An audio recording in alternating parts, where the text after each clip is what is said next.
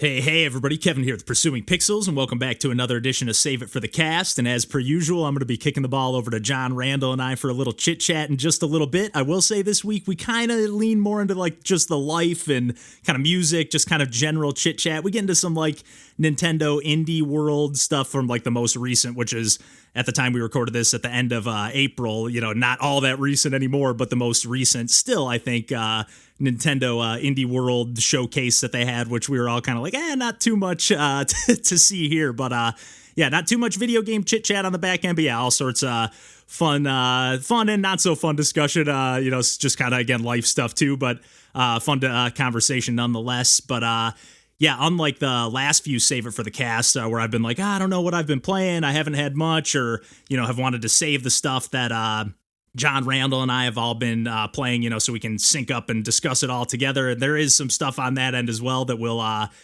be digging into on future episodes coming up here. And I will say we will have our anniversary edition. We actually tried recording that just last week and got about 50 minutes through the episode, just about getting close to wrapping it up. And then Randall was like, wait a minute, my recording stopped like right when we started. So like, oh God, well, thankfully, we kind of left, this one's going to be a little more open-ended and a little more discussion. So it was almost like kind of a good warm up to, it's giving us some more topics that we'd like to discuss when we sit down to re-record it. So it'll be a little bit after our proper, 4-year anniversary, but we'll be celebrating nonetheless. And, we are celebrating pretty much right on cue, or what we are celebrating pretty much right on cue is our Pursuing Pixels James Jam Game Gam number 2, the second annual. We did it last year to celebrate our 3-year anniversary, and then, I'm going to try to host it every single year, and got about 10 hours left at the time of recording this intro here at least, and there's already 21 submissions. We had just under 50 submissions last year. We had about 200 people sign up. This year we had 225. So we'll see, again, 10 more hours to get some games across the finish line, but already really, really impressed with all the stuff I've been seeing in the Discord and with all the stuff I've been seeing on Twitter and, just all the stuff people have been sharing the submissions so far. I haven't played any of them, but just yet, but I'm going to be streaming in the coming week, pretty much every game that I can, as long as I don't have any technical issues or whatever. If there just ends up being way too many for me to squeeze in over the course of the week, we'll just see how it goes pretty much. But in, preparation for doing all those streams, I was like, okay, I've been a little bit out of, the loop with not only just playing games, but doing streams and stuff lately. So I've been hopping on and playing a ton of games lately. And I just want to give a quick shout out to a few that I've been, just absolutely loving, and a couple from some developers that I really, really love and have mentioned before. The first one being Harley Wilson. They just put out, I shouldn't say just, but a couple months ago put out this game called CLEAVING Caliber. And once again, I've mentioned their games on the podcast, and not all of them are, but many of them are like Breakout Arkanoid inspired, or kind of like twists on that, formula. There's like a bowling inspired one, all sorts of one where you're like climbing up to heaven or falling down deeper to hell. There's just all sorts of variations on the, for lack of a better word, formula. But this Cleaving Caliber, you actually play as like the ball, for, again, lack of a better word, that's like bouncing up and down, is actually, you play as like a cop or like a detective, and like the ball, you're actually like driving like a little police truck on the bottom, but the ball is like kind of like a sniper scope, and then these enemies will like pop out of the windows. It's got like an NES, really like 8-bit, pretty true to NES aesthetic as far as I can tell. On all fronts, sound and whatever. And yeah, the sound is just amazing. It's kind of like more of like a tech demo, because it does just kind of end like for a second. I was like, wait, what's going on here? Like, why did this second level, start over again? I thought I was moving on, in the game. So it seems like it's maybe, they might work on it further. It seems like that's, tends to be the case with a lot of their projects. They're just kind of like a little proof of concept, and I don't know if they plan on working on them further, but this one here has just so much polish. I was almost like shocked that it like kind of didn't have proper ending just because it was so polished. But apart from that, I just cannot recommend the stuff from Harley Wilson enough. Unfortunately, they actually I shouldn't say unfortunately, because obviously this is just what they wanted to do. They kind of cleaned up their page and took down. They had like dozens and dozens of games, or at least multiple dozens. I guess that's the same thing as dozens and dozens. But they kind of cleaned it up and like have like only, I'm assuming their personal favorite games, but there were a few of my personal favorites that I'm like, oh man, it's not up there anymore. But yeah, they still have just a slew of really, really awesome games on their page. And then onto another developer that I've raved about, I feel like ad nauseum at this point, but Kultisti. I played one of their games during, or kind of at the end of stream recently, called Snaklipse or Snaklipse. It's another like twist on an arcade classic, Snake, where you run around and, up, down, left, right, and eat the fruit and your snake extends. This is kind of like you play as this snake made out of moons, and then kind of reminds me a lot of their previous game, Curse Ball. But it's like, again, that top-down kind of perspective. You go up, down, left, right. This game also gives you the ability to jump, and it like takes Snake and just ups the ante to like the 10th degree. It's just like so frantic, and you're just moving so fast, and you just got to collect like all the stars to rebuild the constellations, if I'm not mistaken. But just once again, with Kultisti's games, like the presentation is out of control. The menu screen, like you're kind of like almost like in this little like, I don't know, like world that you can like go in and like just kind of like, oh, let me click on the cat, and that's the settings menu. It tells you what it is too. It's a little bit more intuitive than just being like randomly clicking on stuff, but just like a really fast and frantic take on Snake, where like, yeah, there's like different projectiles and these moons on the side of the screen. There's like this candle that you have to keep lit, and I wasn't 100% sure, other than just collecting the stars and dodging, taking damage, either hitting yourself or getting hit by like these different laser beams or moons that just come flying at you. But I wasn't 100% sure like what you can do to like prolong. I was like, it's everything was just happening so fast. I was just like, oh my goodness. And then just another developer that I absolutely love, that I actually streamed quite a bit of this game, ended up getting pretty stumped. The game's called Hellgineers. And the developer is Johan Peitz or Peitz. I'm not sure if I'm pronouncing that correctly, but they are like a Pico 8 wizard, Pico 8 fantasy console, that is, and Hellgineers was developed on that platform. They also have made like this program called Pico CAD, which is basically like CAD software, but on the Pico 8 fantasy console. And then they have this Pico synth tool. They actually just kind of recently like updated their Patreon, or maybe just opened a Patreon. I'm not 100% sure, but they were kind enough to send a copy of this our way. And Hellgineers, that is, and I just decided to fire it up on a stream. It's one that I've been meaning to play for a couple months now, or at least a month. I feel like it's been out for a while. And yeah, a couple of our pals in the chat were like throwing out suggestions. It's basically like a bridge building game, like kind of similar to like, I guess, Bridge Constructor. I know there's like a few different takes. There's like a Portal version of that game, and a few different, there's other games that have done this over the years, but it's very like physicsy in that regard. And it's all about like, placing your different materials in the right place and supporting the bridge, from the right, you're kind of like playing as these little like devil minions that are on these mine carts, and you just got to like bridge the gap over these lava pits, and you're presumably in hell here, and just try to get, your work done or whatever. And you can build like drawbridges. I didn't get that far into the game, quite that far, I should say. I got maybe like 12, 13 levels in, and there's 40 levels in this game. And it was really starting to get challenging, even with some advice from, other people saying, hey, try this, try that. I was like, oh my God, this is really getting tricky here, at least for me, it really seems like for me, physics in games, like I just kind of struggle with that a lot of times. But in spite of struggling with it, I really was having a good time. And then apart from, this game, I didn't get to stream, and I've only had a chance to play a tiny bit of it, but I just picked up Post Void on Switch last night. I noticed that it was only $6, and I was like, oh, I got $3 worth of coins or whatever the points are called on Switch. So I was like, oh, that covers half the price here. So I'm going to scoop this up. It was published on Switch by Super Rare Games, but it was developed by the folks that made the game Sea Salt. I think it's YCJY Games. I could be wrong about that, but some combination of those letters or something close to that anyways. But this is like the fastest and most frantic game. Like makes Snaklipse or however you want to say that from Kultisti look like a,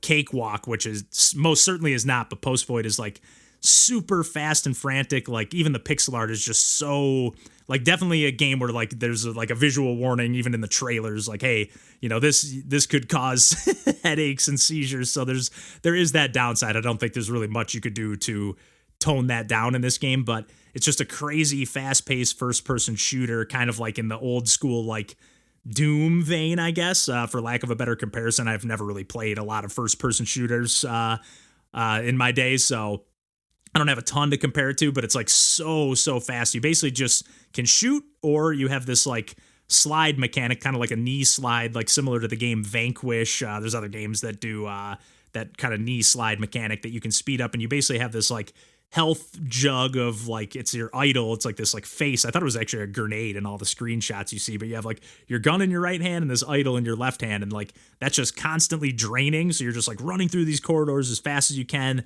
Kind of is like almost like a Hotline Miami like vibe going on. Not quite as gruesome. Well, gruesome in the violence category, but not quite as like just gross, I guess. But yeah, you're just like blowing away enemies, like trying to get headshots, and like every enemy you kill puts more juice or liquid or whatever back in the idol, which lets you live longer. And then it's a roguelike, so you're just trying to like get to the end of each stage. I think it like at least at the end of when you die, it tells you like what stage you died on out of 14, I think, or maybe it's 11. I can't remember, but I've only made it to stage 4 is the furthest I've made it so far. Granted, I've only played a tiny bit, but it's one of those games where like you're not unlocking anything new. You are getting a new buff at the end of each stage that you clear, but you're not like, oh, I got this many points, or at least not yet. Maybe I just haven't played good enough yet, but like not like, oh, here's this new play style, or now you have this new weapon or these new power-ups. It's just kind of like straight up, you have to get better at this game. And there are, different weapons that you can get at the end. There's usually one of 3 upgrades you can pick, like more ammo or quicker reloads, or switch to a knife or an Uzi or a shotgun. I haven't even tried the shotgun yet because I'm just like, I kind of like just firing away with this pistol at will. But again, it's just like a super fast and frantic. Like I loved how quick it was. Just like, I am in the action, back in this game. Or not back in this game, but just into this game right off the bat. Like within the first, 10 seconds, 35 seconds, there was like a little like opening cutscene or whatever after you kind of get going and it shows you the ropes. But even that was so fast. And I just, if you like fast, frantic, like pick up and play action, I feel like it's just perfect for Nintendo Switch. Again, if you're into that kind of like, first person shooter. Well, even if you're not, because I'm not the biggest first person shooter fan, but I do love me some, frantic arcade action and kind of risk reward type gameplay, which that kind of just leans into that. Just like, okay, maybe I should just blow past this enemy and not worry about killing them, but I kind of need to kill him to refill my health. Can I make it to the end of the stage? So it's just kind of juggling like, what path you want to take and whatever. And, I don't know, it's just an awesome game. I'm really having a lot of fun with it so far, but I had a bunch of other games listed here, but I could honestly just ramble on and on and on. So maybe I'll save some of those for a future episode or to chat with the guys. But yeah, I'm going to kick it over to John Randall and I for some regular chit chat and a little bit of video games talk. But until next week, we will catch you then, and take care.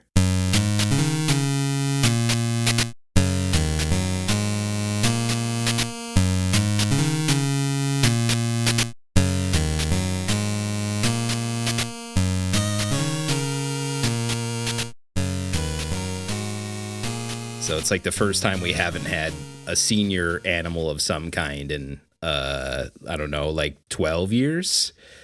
So it's like...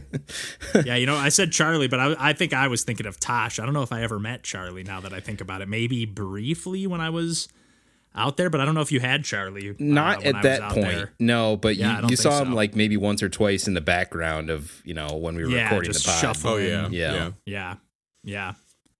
But after a while, we just like put the gate up. Like, no, Charlie, you can't be going up and down the stairs, dude. This is not for you. Like, you have a hard time. Yeah. Man, pass along my condolences to Tina and Fiona too, man. Yeah, for sure. Yeah, so she got to. Fiona handled it really well. So I was like, good. Oh, yeah, Charlie's That's good. Around. That's okay. good. Yeah, I wasn't sure how that was going to go, but that was very smooth, actually.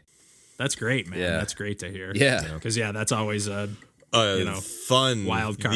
Like hurdle of parenthood of like, oh great, now my child understands death, the concept of death. Yeah Yikes. Yeah. Dang, man. Am I going to die? Not for a long time, in theory. That's the idea. Good. Yeah, all that fun stuff. To keep it on a sort of, I guess, downer, but kind of positive note. Yeah. Out of like, I was just like, I've been like sitting around at home and like, I do my exercises for part of the day, and I've been like donating plasma a couple times a week to like, and I'm just like, you know what?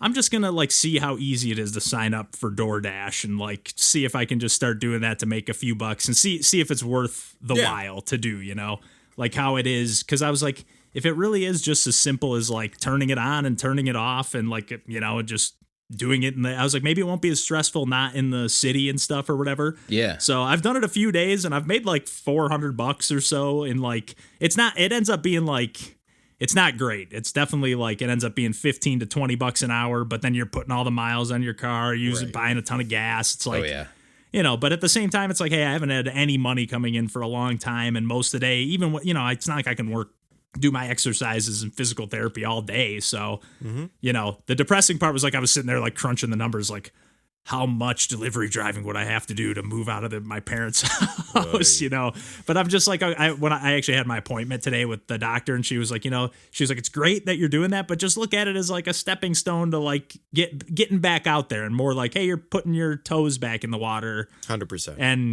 getting active again or whatever. And I'm like, yeah, that's a better way to look at it, as opposed to like going, okay, like this really isn't that much money. And then, my car's like running into the ground, and, it's not a means to an end. It is just a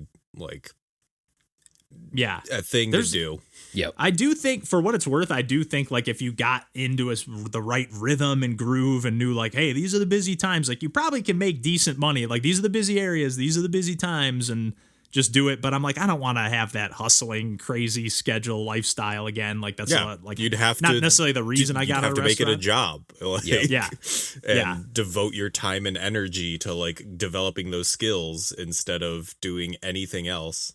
Right, exactly. The only thing that it's nice about it, like, I've just been cruising around listening to music and like added a couple songs to our Pursuing Pixels playlist, and like which John loaded up with some good ones. Actually, thanks to John finally loading up that Emperor X. Dude, I think he put a couple songs. Good. I listened to that album. Oh my God, man. It's amazing. Unbelievable. It kind of falters in the middle a little. There's like those 2 or 3 tracks that are kind of just like, what you mean? You don't dig just singing for like with a bunch of like empty space in between each and there's like some kind of like, I don't know if they're like gunshot noises or like doors close, some kind of weird sounds, and then like even that like hummingbird song is just okay, and like the track before that track you were talking about is just okay, but then like the 5 or 6 tracks that open the album and then the last track are just like absolutely phenomenal. Unbelievable, yeah. And I was not expecting, I think I texted this, but I was not expecting those like kind of Songs for Silverman vibes. Are you familiar with that album from Ben Folds? Oh yeah. Which I still don't get that comparison. Like I don't just like the kind of like chill piano, like particularly on Rojava Punk. So I was listening to that song when I texted that. Like I was like, and like the bop, ba-da-ba-da. Yeah, okay. I was like picturing like Ben Folds and Weird Al harmonizing in the studio, and like I don't know if you knew that Weird Al did some backing vocals on one of the tracks on Songs for Silverman. I didn't know that either. That's incredible. I think on Landed, if I'm not mistaken, whatever like the big single was on that album, I'm pretty sure Weird Al did some harmonies. That's great. Yeah. I was like, it's pretty cool that they're friends. Also, on the topic of unbelievable, I did want to wait for both of you guys to be on. I put it in the private parts channel I might have missed now. It. No, just now. Okay. Are you familiar with the original version of Betty Davis's Eyes? Yes. The non-chipmunk version? Yeah. No. Yeah. No, the original, not the Kim Carnes version. There's a version that's from the 70s that the original songwriter wrote. And I put it in the Discord, and it is unbelievable in the sense that I could not believe what I was listening to. Yeah. But that's a little treat for you. That's great. Weren't you the one, John, that was talking about like the Spotify stuff with like the AI song artists, and you were like saying like, I think they just like make up fake artists for me or whatever. My cousin, like they just like make stuff for me or whatever, or like they're just like putting stuff into my feed or whatever. My cousin just sent me like this Twitter thread where somebody was like, I just found 40, like I made a playlist of 49 like I found this same song on Spotify from 49 different artists on 49 different albums. Like they're all attributed to different composers and whatever. And it's like literally the same exact song. Mm-hmm. And I think all the album art's just like stock images and stuff like that. And it's just like, I'm like, me and my cousin were texting like, God, it's already hard enough to make it as a real band as it is, you know? Yeah. Or a real artist or whatever. And it's like, oh, now you got to weed through all of this crap that's on Spotify. Because why bother paying an actual person for anything if you can just get AI to churn it out? Oh, no. Procedurally generate shit. Oh, yeah. Is that so this is a thing now? This is artificially generated. Apparently, yeah, it's songs? just AI music that people it's not, or at least that's AI. the presumption. But it is like shell corporations owned by Spotify that they put on their like top like playlists, so they get. Then they like gets put in the algorithm. Oh, that's right. I remember you talking about that. And then Yeah. it's bad. It's Although is that much different than what radio was for music in the music industry for years and years? Right, but it's under the guise of like, or people have an understanding of like AI is objective and like it's like this is all like we've removed the human element to it. It's like, no, you fucking haven't. Like that's a gross misunderstanding of what AI is, and it's made by people and it's executed by people, and like it's going to have the same biases and motivations that the people who made it will have. Oh boy. Yeah, I guess I just meant in the sense that it's just like, yeah, like you said, procedurally generated, like just churned out. Like, okay, just press the button, press play. Come on, some of the like pop song and like country pop song structure shit. That would be so fucking easy to just auto generate with AI stuff. It's like, so Lauren watches a couple like reality TV shows while she's making art because it's something that she can just have on in the background and not pay attention to. Absolutely. But like every time that like a song that is put on like that is the most generic shit I've ever heard in my life, and it's grating. Like it's like that. Like I don't want to pay the licensing fees for whatever. It's just let's get some cheap. Ugh, it's a nightmare. Yeah, my mom and sister watch some of those, so yeah, I've caught a few of those myself, and just like, what is this music? Like, if it's actually, you almost notice it more when you're kind of tuning out the show, you know, and you're just which is what I'm usually doing if I'm in the room. I'm like playing my Switch or something while it's on in the background, and just like, okay, this is just nauseating, the music. I mean, we were kind of having that conversation or like something like that when we were up in Madison with one of the gallerists who Lauren works with, and like we were at an Airbnb together, and we were very drunk and high at the thing, and we were just like like yelling about how miserable like the Airbnb art was, because it was just shit that you would buy in Home Goods or like, and like especially since we went up there for an art show, and we're just like just fucking go to an undergrad, go to a local place and just throw money at like some poor college kids. You're at least going to get decent art, and then you're going to actually support people who will make things like go buy some original art, and it probably costs like less than $100 a piece potentially from folks like that are just wanting to get their stuff out there, wanting to get a sale or two, right? Yeah, instead you get the fucking just the worst cheaply made mass-produced shit. I mean, that was definitely the case at that Airbnb that you visited us at, Kevin, because it had like, it was a lake house. So of course, all over it had to say lake house. Life is better by the lake. Lake town. Isn't lake life great? Like all just like you're on vacation over here. The head. Like, did you know that there's a lake right there? I did know that there was a lake right there. Although, it's a little obnoxious. I would fucking love it if they did have of course I come fast. I've got fish to catch. Oh, brother. Yep. Oh, brother. Oh, man. To be fair, I didn't really notice it, but that's because I we was took only all there. It down. Oh, okay. Just like none of this. Not letting this rain on our vacation. No, maybe. Tina rearranged like that whole place and took down all that shit that was in the way. You guys set it up nice. I was shocked when you were like, "Hey, we just moved everything around." I was like, "Man, they set this up nice." You're like, "No, we did." Yeah, we redecorated. But like you were there for what, like almost 2 weeks. 2 weeks. So it's like, 2 weeks. Yeah, like make it livable. Yep. Or make it comfortable. Yep. Yeah, get rid of the psychic damage as much as possible. Oh exactly. Man. Oh, boy. Too funny. Yep. Too funny. Oh, man. So I have not played a single game other than Everybody's Golf since, like, for weeks. So I'm excited to talk some more about that beyond what I just mentioned on, like, that one Save It for the Cast episode briefly. Dude. So. Since friggin' Madison, I've been playing Fantasy Life and nothing else. Hell yeah. I mean, and Splatoon, but, man. Yeah. Just sucked in. Yeah, I guess I've done I've done a couple Mario Kart sessions. Right. Oh man, I cannot wait to talk about Fantasy Life. I really want to hear about that. I'm really save it. I'm really excited too. This is actually one of the first times that I I was just playing. Like I got home from doing like the door dashing and stuff around like 8 or whatever, and I was like, I got a little time, play a few more rounds. I just unlocked one more course on Everybody's Golf, so see if I can squeeze in a round on that one before we play. I haven't done like just play like right before we record a podcast in a while. I'm always like setting stuff up or scrambling around or doing whatever. So I was like, oh man, it feels nice like having that refresher right before recording. Oh yeah. Yes, sir. Yeah, I don't know. What's everybody drinking? I've been also leaning into my old manness, and I'm just like, tonic water is so sweet. Sweet? Yeah. Interesting. I mean, it has a lot of sugar in it, but I always think it's pretty bitter. I don't know. Like, it's just something about it. Like, also, like, just putting it with vodka or gin is like a great mixer.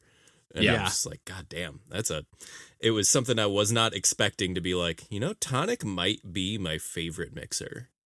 I will say I got into, because I would always drink the gin and tonics at our boss fight shows or Malo shows or whatever. Because like, hey, if we get a drink ticket, like I can either get a PBR or I can get a well drink, or whatever. It's like, well, I'm obviously going to cash this in, baby. Yeah. So I would do the gin and tonics and stuff. But the reason I started drinking the gin and tonics is when I worked at Little Bad Wolf, like they actually like made the tonic from like scratch, like the syrup, like it was like lemongrass. There was like 25 different ingredients or 15 or whatever. It was like lemongrass, all these different things, and like soak it for like weeks and weeks, and then make this extra rich simple syrup. And like, and they were just like, hey, if you're gonna bartend, you got to try it. And I was like, okay, I'll take a sip. And I was like, holy shit, this is amazing. And they put like a huge like mint sprig sticking out of it, so it's like you're smelling that while you're drinking it. It's just like, man, this is good shit. So yeah, I got kind of hooked on them after that. Lemongrass is good. Yeah, it is. I love the smell of it. Me too. I used to love prepping that. I didn't do it very often, but like every now and then when we were like way behind on like making it, is like, because you had to like age it or whatever you want to call it. You had to like soak it for multiple days. So it was like, you almost had to like make, or actually, because we made our own bitters too. I might be mixing up the two, but the process was sort of similar. I remember we were always like, you had to be way ahead, like a week ahead kind of. Right. Because it would take a while to age them. With that baby age. Yeah. I kind of miss the bartending stuff. I don't miss the lifestyle and the hours and whatever, but like the other day I was thinking, like my mom was like, she was going out with a friend and she was like, I might get like a Cosmo or something. And I was like, man, I don't think I know how to make that anymore. Like I used to know, like I was telling her what was in it and I was like, actually, I don't know if I know. We didn't make a ton of them at the bar I worked at, but every now and then.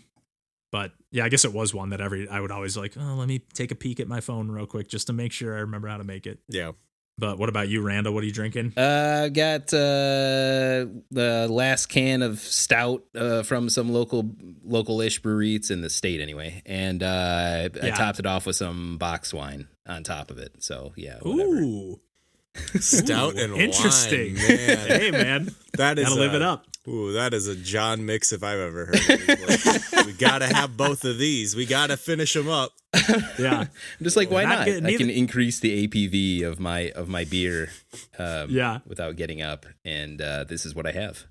I've been doing that a few times too. Like I was the other day we were actually doing like playing Mario Kart on just like FaceTime or whatever with my buddies. And I was like, all I had were those sour gozas that I think I mentioned last time we recorded. I was like, man, these are only 4.5%. So I was like, let me just take a quick cig and pour a little Tito's in here and give it a little spiked, it's because a goza is almost like a seltzer, like a flavored seltzer practically. So I'm like, good enough for me. A bit of sour in it. I like that. Yeah. Sour flavor.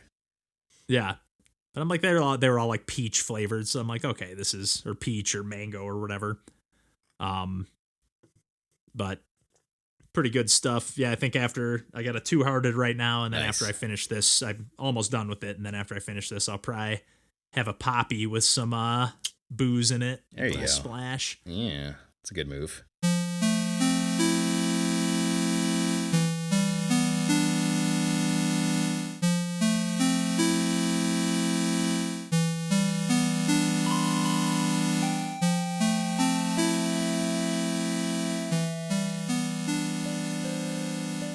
You want to start with Resident Evil 4 as like I was a check-in? just going to say that. Yeah, I was just going to say that.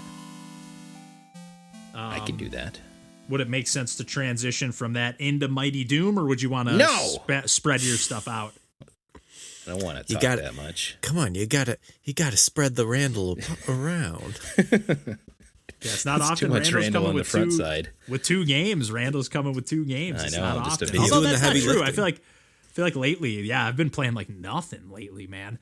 Randall's been a really video itching to gamer. do a stream. We've had a few really cool games sent our way, like stuff that like I would like checked out the Game Jam game and now it like released on Steam and they were like, hey, you checked out our game on Steam, or the Game Jam game, so here's a copy. We sent it a couple, like that Moon Leap game. I don't know if you guys I feel like I've maybe shared it before, but it's like just like a kind of Game Boy Color looking puzzle platformer where every time you jump it changes from day to night and there's like different puzzle elements, and it's kind of like just a single screen puzzle platformer kind of thing, but there's like some screen wrapping, cool, whatever. But yeah, the developer was like, hey, I'm remember when you checked out the Game Jam version, so here's a copy of the Steam release. I just released it yesterday. I was like, that's so cool, man.